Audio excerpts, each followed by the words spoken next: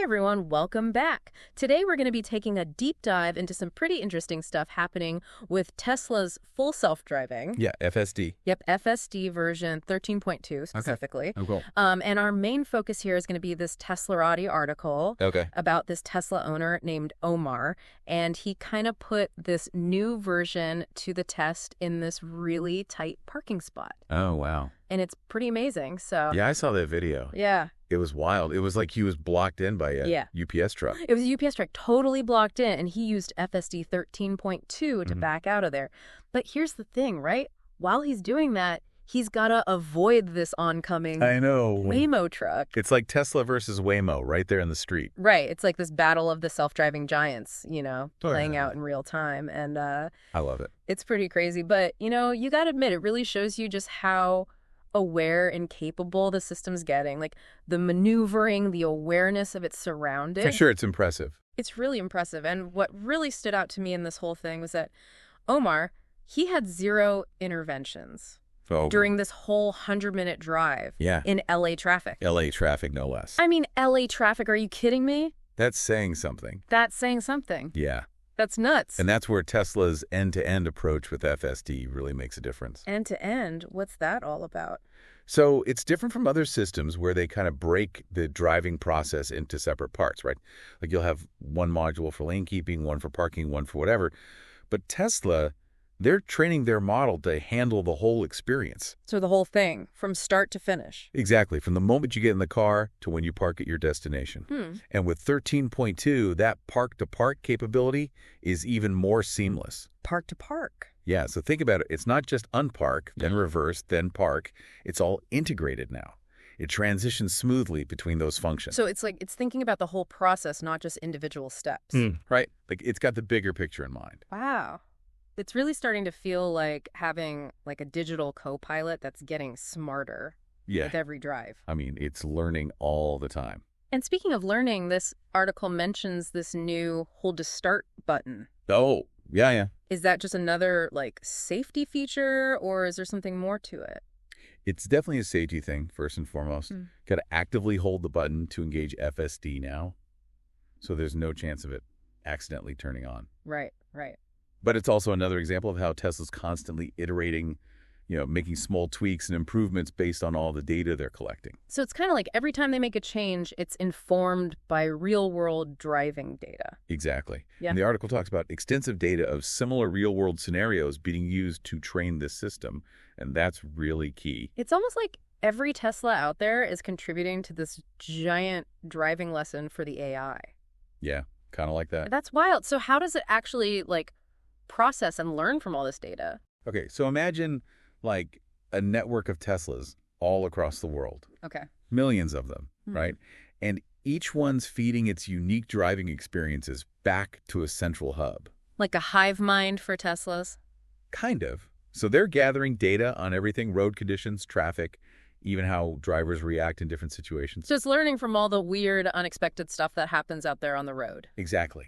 And all this data from millions of miles driven gets poured into their neural network. That's basically the brain of the FSD system. So the more Teslas on the road, the smarter the system gets. Exactly. That's a big advantage over companies like Waymo who rely more on pre-mapped areas. So they're mapping out specific areas ahead of time. Right.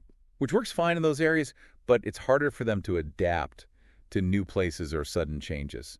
Makes sense. So Tesla's betting on learning by doing out in the real world. Right. They're all about real-world experience. That's pretty cool. And it seems super powerful when you think about Tesla's, grand vision for the future. Yeah. They're not just talking about self-driving cars. They're talking about cybercabs, robovans, this whole ecosystem. It's a whole different way of thinking about transportation. And it all starts with this data-driven approach, right? Absolutely. Data is king. So what's this cybercab thing all about? So the cybercab is this concept they have for a completely driverless vehicle. No steering wheel, no pedals, nothing. Nope. It's designed specifically for ride-hailing, like a futuristic taxi. So, you just hail it on your phone and it shows up. Yep. No driver, just you and your destination. Wow. So they're really going all in on this driverless future. Oh, yeah. No doubt. It seems like they're envisioning a world where everything from cars to trucks could potentially drive itself. And they're not just talking about it, they're actually doing it. Really? Yeah, just recently they rolled out FSD supervised to the Cybertruck and the Semi. The Cybertruck, like the one with the crazy angular design. That's the one. And the Semi, that's their big rig truck, right? Yep. So they're clearly working on bringing autonomous capabilities to their entire vehicle lineup. That's insane. So we're talking self-driving cars, trucks, even taxis. The future's looking pretty autonomous. It's pretty mind-blowing when you think about it. But I gotta ask, even with all these advancements, how far away are we really from like a truly driverless world? That's the big question, isn't it? Like, can I ditch my driver's license anytime soon? Well, not so fast. As impressive as FSD is, and it definitely is impressive, it still needs a human behind the wheel. Oh. Someone who's ready to take over if needed. So it's not fully autonomous yet? Not quite. It's getting there, but we're still in that transition phase. So Omar's experience is awesome, but it's not the norm just yet. Right. There are still challenges to overcome, both with the technology itself and with regulations and public perception. That makes sense. So it's a gradual process, not a sudden shift. Exactly. Baby steps. Baby steps to a driverless future. That's a good way to put it. All right, so we've talked about FSD's capabilities, this whole end-to-end approach, and Tesla's big plans for the future. What else should we be thinking about when it comes to FSD and self-driving cars in general? Well, I think it's important to remember that this technology is still evolving rapidly, and that brings up a lot of questions. Like what? Like, how do we ensure it's safe in all kinds of environments, not just perfect California weather? Right, right. How do we deal with the legal and ethical issues that come up when a machine is making driving decisions? That's a big one. And how do we prepare for the potential impact on jobs, like you mentioned earlier? These are all things we need to be thinking about as we move towards a more autonomous future. Yeah, it's not just about the cool tech, it's about the bigger picture. Exactly. It's a complex issue with lots of moving parts. Well, I think we've covered a lot of ground today, from Omar's amazing parking job to the wider implications of this technology. Definitely a lot to unpack. It's clear that Tesla is pushing the boundaries of what's possible with self-driving, and it's fascinating to see where this all goes. Absolutely. It's an exciting time to be following this. And as always, we encourage you, our listeners, to stay curious, stay informed, and keep those questions coming. Because the future of driving is being shaped right now. That's right. Thanks for joining us on this deep dive into the world of Tesla's full self-driving. It's been a pleasure. Until next time, keep those minds open and those imaginations running wild. See you then. It's fascinating to think about, like, what all this means for the future of driving. You know, Omar's experience is pretty amazing, but it also makes you wonder, like, where does this all go from here? It's definitely a journey, not a destination. Right. Like, what does that path toward fully autonomous driving actually look like? Well, I think the first thing is the tech itself needs to keep improving. Yeah. Obviously, FSD, it's got this edge with the real-world data thing, but there's still a lot of challenges out there. Like what kind of challenges? Think about driving in crazy weather, like snowstorms in the Northeast, or those monsoon-type downpours you get in the tropics. Oh, yeah. Or even just navigating around construction zones. Yeah, that's a tough one. The system needs to be able to handle all that stuff. You know, it can't just work in perfect California sunshine. So it's not just about making it better, it's about making it adaptable to all these different situations. Exactly. Adaptability is key. And that brings up another point, right? Like, what about regulations? Oh, yeah. That's a whole other can of worms. Different countries, different states, they all have their own rules about this stuff. It's a patchwork quilt of regulations. Tesla's going to have to figure out how to navigate all that if they want FSD to work everywhere. For sure. You can't just have self-driving cars running around without some kind of legal framework, right? Exactly. There needs to be a clear set of rules. And on top of all that, there's the human factor, too. Oh, yeah. That's huge. How do you make people feel comfortable with handing over control to a computer? It's a trust issue. Right. Like, I can watch Omar's video and be impressed, but am I really going to let my car drive itself? It takes time for people to get used to the idea. Yeah, especially when you're talking about something as important as driving. People are understandably hesitant. So it's not just about building the tech, it's about building trust. Exactly. You need both. And that's going to take education, transparency, and, like you said, constant improvement. That's a process, for sure. Speaking of improvement, let's talk about scaling this whole thing up. Scaling? Yeah, like beyond just personal cars. Tesla's got these plans for the Cybertruck, the Semi. It seems like they're thinking big. Oh, yeah. They're thinking way beyond just cars. You're talking about like self-driving trucks and ride-hailing services? Exactly. Imagine a world where long-haul trucking is all done by autonomous semis. That'd be crazy. No more tired drivers, faster delivery times. It could revolutionize logistics. And what about ride-hailing? What would that look like? Think about fleets of robotaxis, like the Cybercab, zipping around cities, picking people up and dropping them off. No more surge pricing, hopefully. Probably not, but you never know. But seriously, that could really change how we get around in cities, especially if it's more efficient and affordable. It has the potential to be a game changer. And potentially safer, too, right? Absolutely. Yeah. If you take human error out of the equation, you're bound to reduce accidents. That's a huge plus. So it sounds like we're talking about a future where transportation is not just autonomous, but also potentially safer, more efficient, and maybe even cheaper. That's the vision, at least. It's a pretty compelling vision. It is, and the progress we're seeing now is really encouraging. But, like we said earlier, let's not get too ahead of ourselves. Right, gotta stay grounded. There's still work to do, both on the tech side and with all the social and regulatory stuff. Lots of pieces to the puzzle. Exactly. But it's clear that things are moving in a pretty exciting direction. The future is unfolding right before our eyes. And it's a future worth talking about. Definitely. Oh. That's why we're here. So what's the main takeaway here? What should people be thinking about when they hear all this talk about FSD and self-driving cars? I think the key point is that this is a transformative technology, and it's happening now. Not some distant sci-fi thing. Right.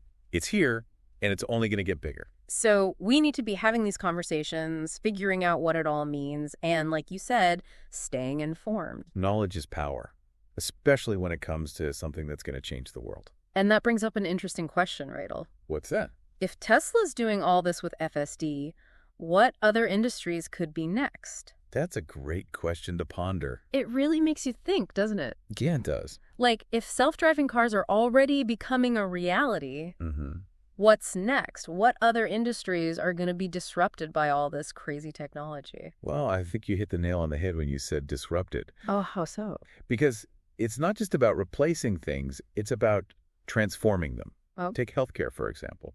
Imagine robotic surgeons performing incredibly precise procedures. Oh. Or AI-powered diagnostic tools that can detect diseases way earlier than humans can. That'd be incredible. And then you've got manufacturing. Think about fully automated factories where robots are building everything from cars to smartphones. So we're talking about a future where machines are doing a lot of the work that humans do now. Yeah, in a lot of cases, that's probably where things are headed. But what about the people who do those jobs? What happens to them? That's the big question, isn't it? That's kind of scary, to be honest. I get it. It's a natural concern. Like, are we all going to be out of work? I don't think so, but it definitely means we need to be prepared. Prepared for what? For a changing job market.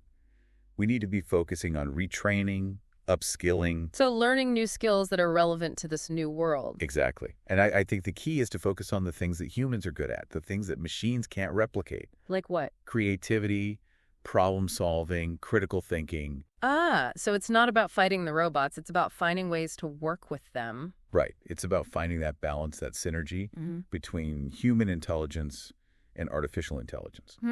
That's a pretty optimistic way to look at it. Well, I think it's important to be realistic, but also hopeful. Yeah, you're right. It's easy to get caught up in the doom and gloom. But there's also a lot of potential for good, you know. For sure. So where do we go from here? What's the next step in all of this? I think the most important thing is to keep the conversation going. To keep talking about these issues, debating them, figuring out solutions. Exactly. And to be open to new ideas, new possibilities. It's like we're all on this journey together, figuring out what the future holds. That's a good way to put it. Well, we started this deep dive by looking at Omar's experience with FSD 13.2. Right, that crazy parking maneuver. Yeah, it was pretty impressive. Definitely showed the potential of the technology. But as we went deeper, we realized that this is about so much more than just self-driving cars. It's about a whole new way of thinking about transportation, about work, about the future in general. And it's raising some really big questions that we need to be asking ourselves. Questions about safety, ethics, the role of technology in our lives. So, as Tesla keeps pushing the boundaries with FSD, and as other companies jump on the self-driving bandwagon, we encourage all of you listening to keep those minds open. Yeah. Stay curious, stay informed. Just stay engaged. Because the future is being built right now, and we all have a role to play in shaping it. Couldn't have said it better myself. Thanks for joining us on this deep dive into the world of Tesla's full self-driving. Always a pleasure. Until next time, keep those wheels turning and those imaginations running wild.